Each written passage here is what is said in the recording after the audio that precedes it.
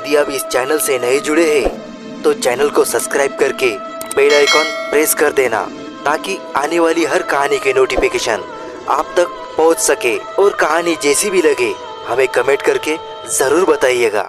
ये भूतिया कहानी है राजस्थान के भरतपुर में स्थित एक कारखाने की, जहां एक भूत ने कर्मचारी बनकर 1 महीने ड्यूटी की।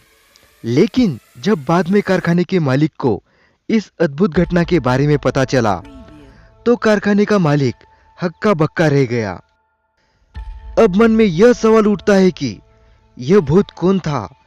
उस भूत ने एम्प्लॉय बनकर काम करने के लिए भरतपुर की इसी फैक्ट्री को क्यों चुना? उस भूत का इस फैक्ट्री से क्या संबंध था? क्या इस फैक्ट्री पर पहले से ही भूत का साया था? लोग बताते हैं कि फैक्ट्री के मालिक ने उस भूत का वेतन भी दे दिया। इस कारखाने की अविश्वसनीय भूत की कहानी जिस किसी ने भी सुनी उसे अपने कानों पर विश्वास नहीं हुआ। उन्होंने वहां काम कर रहे अन्य वर्करों से पूछा कि उस भूत ने जब तक इस फैक्ट्री में काम किया तो काम करने के दौरान उसका अन्य कर्मचारियों के साथ कैसा व्यवहार था? क्या उसने कोई तकलीफ नहीं पहुंचाई? यह वो समय था जब कोरोना वायरस का संक्रमण चरम सीमा पर था। हर व्यक्ति इस संक्रमण से बचने का प्रयास कर रहा था, लेकिन कोरोना वायरस किसी न किसी को अपनी चपेट में ले लेता था। राजस्थान के भरतपुर की एक फैक्ट्री में विशाल जायसवाल नाम के व्यक्ति काम करते थे। वो अपनी ड्यूटी के प्रति बहुत समर्पित व्यक्ति थे। फैक्ट्री के कर्मचारी विशाल जायसवाल का व्यवहार फैक्ट्री के मालिक को ही नहीं बल्कि फैक्ट्री में काम करने वाले हर कर्मचारी को पसंद आता था। लॉकडाउन घोषित हुआ तो फैक्ट्रियां बंद हो गई, सारा कामकाज ठप्प हो गया। 2-3 महीने तो फैक्ट्रियों ने अपने कर्मचारियों को घर बैठे वेतन दिया, लेकिन बिना काम फैक्ट्री में ऐसा कितने दिन तक चल पाता? इसीलिए अब फैक्ट्रियों ने अपने कर्मचारियों को वेतन देना भी बंद कर दिया। विशाल जायसवाल जो भरतपुर में एक फैक्ट्री में कर्मचारी थे, लॉकडाउन के दौरान फैक्ट्री द्वारा वेतन न दिए जाने के कारण वो मायूस रहने लगे। वो प्रभु से प्रार्थना करते थे कि जल्द से जल्द लॉकडाउन समाप्त हो और ताकि ड्यूटी पर वापस जा सके।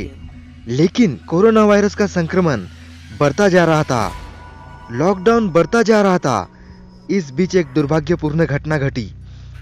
फैक्ट्री में काम करने वाले विशाल जायसवाल कोरोना संक्रमण से पीड़ित हो गए और बहुत कोशिशों के बावजूद उन्हें बचाया नहीं जा सका। विशाल जायसवाल की फैक्ट्री में यह बात पहुंचा दी गई कि उनके यहाँ काम करने वाले कर्मचारी विशाल जायसवाल की मौत हो चुकी है। विशाल जायसवाल के परिवार में उनकी पत्नी और 2 छोटे छोटे बच्चे हैं। अब विशाल जायसवाल की मौत के बाद उनके घर का खर्चा चलना मुश्किल था। लॉकडाउन समाप्त हुआ, फैक्ट्रियों को फिर से चलाने का आदेश हो गया। राजस्थान के भरतपुर की वह फैक्ट्री भी स्टार्ट हो गई जिसमें विशाल जायसवाल काम करते थे। एक दिन फैक्ट्री के मालिक क्या देखते हैं कि ऑफिस में उनके सामने विशाल जायसवाल खड़े हैं। फैक्ट्री के मालिक ने जब विशाल जायसवाल को देखा तो वह चौंक उठे।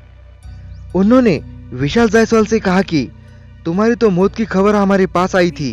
फैक्ट्री के मालिक के इस प्रश्न पर विशाल जायसवाल मुस्कुराकर बोले, आपसे किसी ने मजाक किया होगा। विशाल जायसवाल ने फिर कहा कि फैक्ट्री खुल गई है, मैं काम पर आ गया हूँ। इस बात पर फैक्ट्री मालिक बोले कि तुम जैसे मेहनती कर्मचारी मिलते ही कहाँ है, इसलिए हमारी फैक्ट्री के दरवाजे तुम्हारे लिए सदा ही खुले हैं। तुम आज से ही ड्यूटी पर लग जाओ। विशाल जायसवाल फैक्ट्री में काम करने लगे, लेकिन साथ काम करने वाले कर्मचारियों ने अनुभव किया कि विशाल जायसवाल का व्यवहार बदल गया है। वो मशीन पर काम करते करते अचानक गायब हो जाते थे। सबको बड़ा आश्चर्य लगता था कि अभी अभी तो विशाल जायसवाल अपनी सीट पर काम कर रहे थे, अचानक कहाँ चले गए? पूछने पर विशाल जायसवाल जवाब देते थे कि थोड़ा चहलकदमी करने के लिए बाहर गए थे। लेकिन उनके सहकर्मियों को ऐसा लगता था कि विशाल जायसवाल झूठ बोल रहे हैं, क्योंकि उन्हें चलने की आहट सुनाई तक नहीं देती थी। अब विशाल जायसवाल ओवर टाइम के साथ रात दिन काम करने लगे थे। एक बार विशाल जायसवाल से फैक्ट्री मालिक ने पूछा कि जब तुम दिन रात फैक्ट्री में काम करते हो तो ऐसे में सोते कब हो? फैक्ट्री के मालिक के इस प्रश्न पर विशाल जायसवाल हंसकर कहते हैं कि हमारे मुकद्दर में सोना कहाँ है मालिक। वे समझ नहीं पाते थे कि विशाल जायसवाल क्या कहना चाहते हैं। उस रात फैक्ट्री के लगभग सारे एम्प्लॉय घर जा चुके थे। विशाल जायसवाल ओवरटाइम कर रहे थे कि फैक्ट्री का चौकीदार किसी काम से अंदर आया। उसने देखा विशाल जायसवाल जिस सीट पर बैठते थे वहां एक जीर्ण शीर्ण अवस्था में कोई अजनबी सा आदमी बैठा नजर आ रहा था। यह देखकर फैक्ट्री का चौकीदार बहुत तेजी से चिल्लाता हुआ बाहर की तरफ भागा और फैक्ट्री के मालिक को अंदर लेकर आया। फैक्ट्री के मालिक जब उस चौकीदार के साथ अंदर आए तो उन्होंने देखा कि विशाल जायसवाल अपनी सीट पर बैठे काम कर रहे हैं। यह देखकर फैक्ट्री के मालिक ने चौकीदार को बहुत डांटा और उन्होंने उससे कहा कि कैसी उलूल जुलूल बातें कर रहे हो, क्या नशा करने लगे हो? कहाँ है वह अजनबी? इस पर तो विशाल जायसवाल काम कर रहे हैं। अब चौकीदार ने सोचा शायद उसकी आंखों का भ्रम होगा।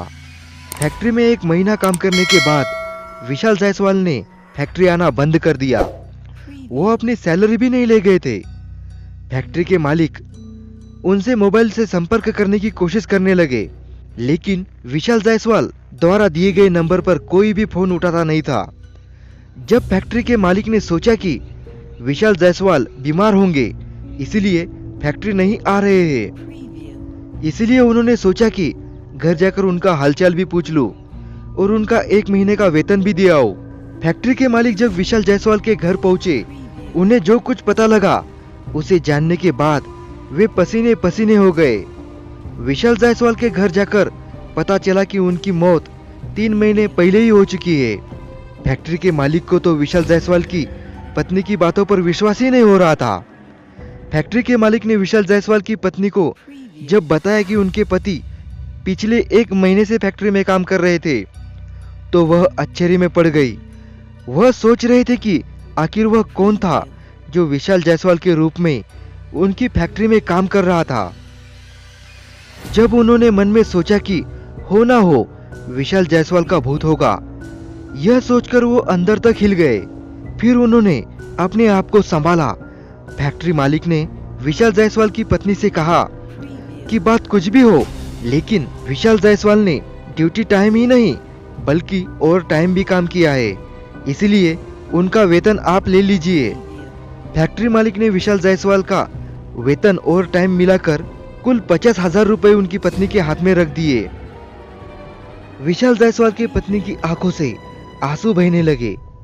वह यह सोच रही थी कि एक दिन मैं बच्चों से यह बात कर रही थी कि काश हमारे पास 40-50 हजार रुपए होते तो घर में ही छोटी मोटी दुकान खोल लेते। उस दिन उनके पति विशाल जायसवाल की आत्मा यह बात सुन रही थी, इसीलिए 50,000 रुपए की व्यवस्था करने के लिए उनके पति ने मौत के बाद भी फैक्ट्री में काम किया ताकि उनके परिवार को सहारा मिल सके। हमारी और भी डरावनी कहानियां सुनने के लिए स्क्रीन पे जो वीडियो दिख रहा है उसे क्लिक कीजिए और डरावनी कहानियों का मजा लीजिए।